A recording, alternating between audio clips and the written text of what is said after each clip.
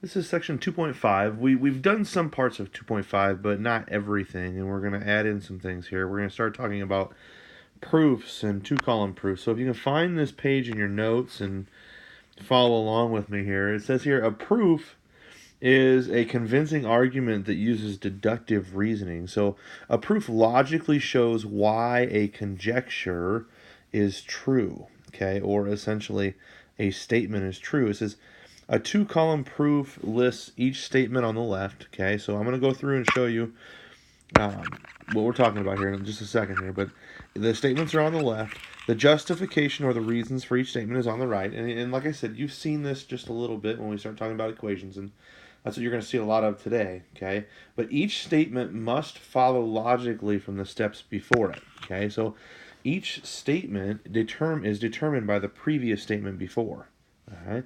So the diagram below here shows a setup for two-column proof. And I'll move this over here so you can see this. This is what an example of a two-column proof might look like. Okay.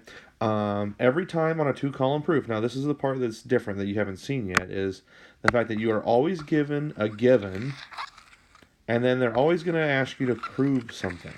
Okay. So they're going to give you a list of things to get you started. The given, and I always treat this as the same, the given is always what I think of as it's the hint to get you started and to lead you on your way. Okay? So the given is going to help you out a little bit. Now, usually, again, the given is always the first statement. We talked about this before as well. Okay, you always usually put the first statement as a given, and then you build off of that going down your list. And you can see here the statements are on the left, the reasons are on the right. And the one other thing that we have not seen a lot of is that the last statement is always what you want to prove. So whatever you want to prove here, that's going to be your last and final statement. Okay.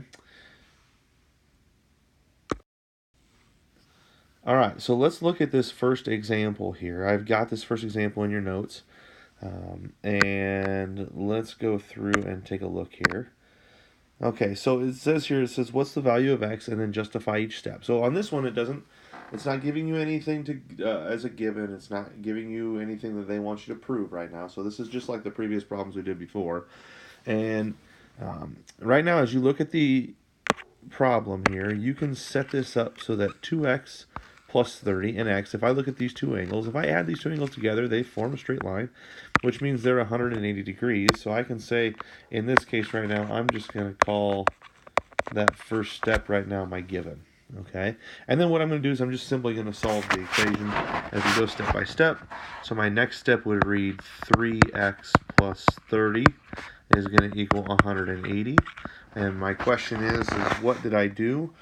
Well, I took the 2x and the x and combined them on the same side of the equal sign. I didn't do anything with the 180.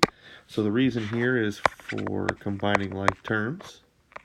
Okay. Then on this equation, I need to subtract 30 from each side. So I've now got 3x, and if I subtract 30, that's going to equal 150.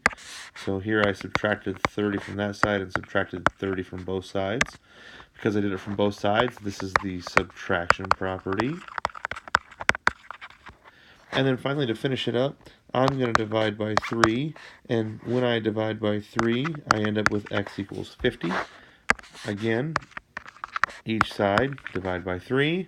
So then my reason for that statement I'm able to make is the division property.